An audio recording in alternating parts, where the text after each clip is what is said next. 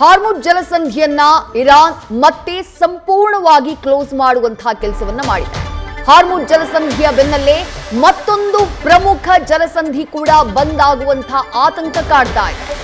ಹಾರ್ಮುಜ್ ಜಲಸಂಧಿ ಈಗಾಗಲೇ ಮತ್ತೊಮ್ಮೆ ಬಂದ್ ಆಗಿದ್ದು, ಮತ್ತೊಂದು ಕಡೆಗೆ ಬಾಬ್-ಅಲ್ ಮಂಡೇಬ್ ಈ ಜಲಸಂಧಿಯನ್ನ ಮುಚ್ಚುವಂತಹ ಎಚ್ಚರಿಕೆಯನ್ನ ಹೌತಿಗಳು ನೀಡಿದ್ದಾರೆ. ಶಾಂತಿಗೆ ಅಡ್ಡಿಯಾದ್ರೆ ಬಾಬ್-ಅಲ್ ಮಂಡೇಬ್ ಜಲಸಂಧಿಯನ್ನ ಬಂದ್ ಮಾಡ್ತೀವಿ ಅಂತ ಎಚ್ಚರಿಸಿದ್ದಾರೆ. ಅಮೆರಿಕ ಮತ್ತು ಮಿತ್ರ ರಾಷ್ಟ್ರಗಳಿಗೆ ಯೆಮನ್ನಲ್ಲಿರುವಂತಹ ಹೌತಿ ಬಂಡುಕೋರರು ಕೊಟ್ಟಿರುವಂತಹ ಎಚ್ಚರಿಕೆ, ಯಾವುದೇ ಶಕ್ತಿಯಿಂದ ಮತ್ತೆ ತೆರೆಯುವುದಕ್ಕೆ ಸಾಧ್ಯವಿಲ್ಲ ಅಂತ ವಾರ್ನ್ ಮಾಡಿದ್ದಾರೆ. ಯೆಮನ್ ದೇಶದ ಕರಾವಳಿಯಲ್ಲಿರುವಂತಹ ಪ್ರಮುಖ ಸಮುದ್ರ ಮಾರ್ಗ ಈ ಬಾಬ್-ಅಲ್ ಮಂಡೇಬ್. ಒಂದು ವೇಳೆ ಇದು ಬಂದಾದ್ರೆ ಪರಿಸ್ಥಿತಿ ಮತ್ತಷ್ಟು ಗಂಭೀರವಾಗುತ್ತೆ. ಜಾಗತಿಕ ವ್ಯಾಪಾರ, ಇಂಧನ ಪೂರೈಕೆಯ ಮೇಲೆ ದೊಡ್ಡ ಮಟ್ಟಿಗಿನ ಪರಿಣಾಮವನ್ನ ಬೀರಲಿದೆ. ಹಾರ್ಮುಜ್ ಜಲಸಂಧಿ ಜಗತ್ತಿನ 20% ತೈಲ ಸಾಗಾಣೆಯ ಮಾರ್ಗ ಆದ್ರೆ, ಈ ಬಾಬ್-ಅಲ್ ಮಂಡೇಬ್ ಜಲಸಂಧಿ ಜಗತ್ತಿನ 10-12% ಸರಕು ಸಾಗಾಣೆ, ವ್ಯಾಪಾರ ವಹಿವಾಟಿನ ಮಾರ್ಗ ಇದು. ಈ ಮಾರ್ಗ ಕೆಂಪು ಸಮುದ್ರದಲ್ಲಿ ಬರುವಂತಹ ಈ ಜಲಸಂಧಿ ಅತ್ಯಂತ ಪ್ರಮುಖವಾದಂತಹ ಜಲಸಂಧಿಗಳಲ್ಲಿ ಒಂದು. ಯಾಕಂದ್ರೆ ಈ ಬಾಬ್-ಅಲ್ ಮಂಡೇಬ್ ಜಲಸಂಧಿಯ ಮೂಲಕ ಮುಂದಕ್ಕೆ ಹೋದಾಗ ಸುಯೆಸ್ ಕೆನಾಲ್ ಸಿಗುತ್ತೆ. ಆ ಸುಯೆಸ್ ಕೆನಾಲ್ನ ಮೂಲಕ ಏಷ್ಯಾ ಹಾಗೆಯೇ ಯುರೋಪ್ ರಾಷ್ಟ್ರ ಹಾಗೆ ಅಮೆರಿಕಾದ ಸಂಪರ್ಕ ಸೇತುವೆಯಾಗಿ ಈ ಸುಯೆಸ್ ಕೆನಾಲ್ ಹಾಗೆ ಬಾಬ್-ಅಲ್ ಮಂಡೇಬ್ ಜಲಸಂಧಿ ಕೆಲಸವನ್ನ ಮಾಡುತ್ತವೆ. ಒಂದು ವೇಳೆ ಇವೆರಡೂ ಮಾರ್ಗಗಳು, ಬಾಬ್-ಅಲ್ ಮಂಡೇಬ್ ಕ್ಲೋಸ್ ಆಯಿತು ಅಂದ್ರೆ ಸುಯೆಸ್ ಕೆನಾಲ್ ಕೂಡ ಕ್ಲೋಸ್ ಆದ ಹಾಗೆ. ಆಗ ಇಡೀ ಆಫ್ರಿಕಾ ಖಂಡವನ್ನ ಸುತ್ತು ಹಾಕೊಂಡು ಬರಬೇಕು ಅಮೆರಿಕ ಅಥವಾ ಐರೋಪ್ಯ ರಾಷ್ಟ್ರಗಳು, ಅಥವಾ ಏಷ್ಯಾ ಭಾಗದಿಂದ ಹೋಗುವಂತಹ ವ್ಯಾಪಾರ ವಹಿವಾಟಿಗೆ ಹೋಗುವಂತಹ ರಾಷ್ಟ್ರಗಳು ಕೂಡ ಇಡೀ ಆಫ್ರಿಕಾ ಖಂಡವನ್ನ ಸುತ್ತುವರಿದು ಹೋಗಬೇಕಾಗತ್ತೆ. ಅದು ದಿನಗಳನ್ನ ಜಾಸ್ತಿ ತೆಗೆದುಕೊಳ್ಳುತ್ತೆ, ವೆಚ್ಚವೂ ಕೂಡ ಜಾಸ್ತಿ.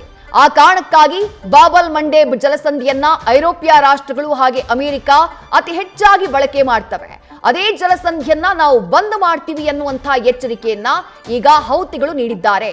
ಈ ಹಿಂದೆಯೂ ಕದನ ವಿರಾಮಕ್ಕೂ ಮುನ್ನ ಇಸ್ರೇಲ್ ಹಾಗೆ ಇರಾನ್ನ ನಡುವೆ ತೀವ್ರ ತರದ ಯುದ್ಧ ನಡೀತಾ ಇದ್ದಂತಹ ಸಂದರ್ಭದಲ್ಲಿ ಇಸ್ರೇಲ್ನ ಮೇಲೂ ಕೂಡ ಹೌತಿಗಳು ಅಟ್ಯಾಕ್ ಅನ್ನ ಮಾಡಿದ್ರು. ಹೌತಿಗಳು ಯಾಕೆ ಇರಾನ್ ಪರ ಇದ್ದಾರೆ ಅಂತಂದ್ರೆ, ಹೌತಿಗಳು ಬಹುತೇಕ ಶಿಯಾ ಮುಸ್ಲಿಮರು. ಹೌತಿಗಳಿಗೆ ಶಸ್ತ್ರಾಸ್ತ್ರಗಳನ್ನ ಪೂರೈಕೆ ಮಾಡ್ತಾ ಇರೋದು, ಹೌತಿಗಳಿಗೆ ಬೇಕಾದಂತಹ ಇಂಟೆಲಿಜೆನ್ಸ್ ಅನ್ನ ಕೊಡ್ತಾ ಇರೋದು ಅದು ಇರಾನ್. ಯಾವ ರೀತಿ ಲೆಬನಾನ್ ನಲ್ಲಿ ಹೆಜ್ಬುಲ್ಲಾಗಳನ್ನ ಇರಾನ್ ಸಾಕ್ತಾ ಇದೆಯೋ, ಅದೇ ರೀತಿ ಯೆಮನ್ ನಲ್ಲಿ ಹೌತಿಗಳನ್ನ ಸಾಕ್ತಾ ಇದೆ. ಹೌತಿಗಳನ್ನ ಉಗ್ರಗಾಮಿಗಳು ಅಂತ ಹೇಳಿ ಅಮೆರಿಕ ಕನ್ಸಿಡರ್ ಮಾಡಿದ್ರೂ ಕೂಡ ಯೆಮನ್ ದೇಶದ ಉತ್ತರ ಭಾಗವನ್ನ ಬಹುತೇಕ ಆಕ್ಯುಪೈ ಮಾಡಿಕೊಂಡು ಆ ಭಾಗದಲ್ಲಿ ತಮ್ಮದೇ ಆಡಳಿತವನ್ನ ನಡೆಸುತ್ತಿದ್ದಾರೆ ಈ ಹೌತಿಗಳು. ಆ ಕರಾವಳಿ ಭಾಗ ಏನಿದೆ, ಕರಾವಳಿ ಭಾಗ ಈ ಹೌತಿ ಬಂಡುಕೋರರ ಹಿಡಿತದಲ್ಲಿದೆ. ಹಾಗಾಗಿ ಇರಾನ್ನ ಮೇಲೆ ನಿಮ್ಮ ದಾಳಿ ಮುಂದುವರೆದ್ರೆ ಅಥವಾ ಇರಾನ್ನ ಬೇಡಿಕೆಗಳನ್ನ ನೀವು ಒಪ್ಪದೇ ಹೋದ್ರೆ, ಹಾರ್ಮುಜ್ ಜಲಸಂಧಿಯನ್ನ ಇರಾನ್ ಯಾವ ರೀತಿ ಕ್ಲೋಸ್ ಮಾಡಿದ್ಯೋ ಹಾಗೆ ನಾವು ಬಾಬ್-ಅಲ್ ಮಂಡೇಬ್ ಜಲಸಂಧಿಯನ್ನ ಕ್ಲೋಸ್ ಮಾಡ್ತೀವಿ ಅನ್ನುವಂತಹ ಎಚ್ಚರಿಕೆಯನ್ನ ಇರಾನ್ನ ಪರವಾಗಿರುವಂತಹ ಹೌತಿ ಬಂಡುಕೋರರು ನೀಡಿದ್ದಾರೆ. ಒಂದು ವೇಳೆ ಬಾಬ್-ಅಲ್ ಮಂಡೇಬ್ ಜಲಸಂಧಿ ಕ್ಲೋಸ್ ಆಗಿದ್ದೇ ಆದ್ರೆ ಇಡೀ ಜಗತ್ತಿಗೆ ಒಂದ್ ರೀತಿ ಆಘಾತಕಾರಿಯಾದಂತಹ ಸಿಚುವೇಶನ್ ವ್ಯಾಪಾರ ವಹಿವಾಟಿನ ವಿಚಾರದಲ್ಲಿ ನಿರ್ಮಾಣ ಆಗುತ್ತೆ.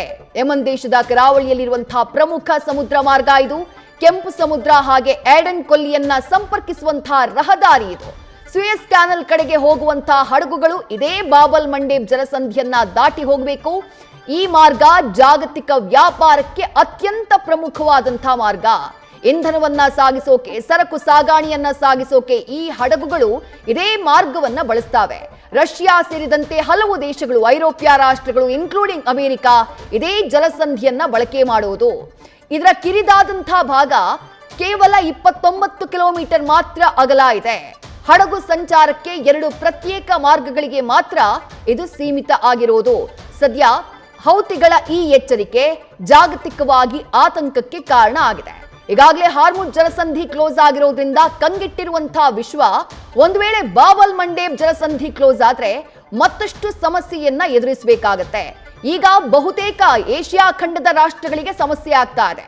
ಬಾಬ್-ಅಲ್ ಮಂಡೇಬ್ ಕ್ಲೋಸ್ ಆಯ್ತು ಅಂತಂದ್ರೆ ಐರೋಪ್ಯ ರಾಷ್ಟ್ರಗಳು, ಅಮೆರಿಕಾದ ರಾಷ್ಟ್ರಗಳು, ಉತ್ತರ ಅಮೆರಿಕ, ದಕ್ಷಿಣ ಅಮೆರಿಕ ಎಲ್ಲರೂ ಕೂಡ ಸಮಸ್ಯೆಯನ್ನ ಅನುಭವಿಸಬೇಕಾಗತ್ತೆ. ನ್ಯೂಸ್ ಫಸ್ಟ್, ನಿರ್ಭೀತಿಯಿಂದ ನಿಮ್ಮ ಪರವಾಗಿ.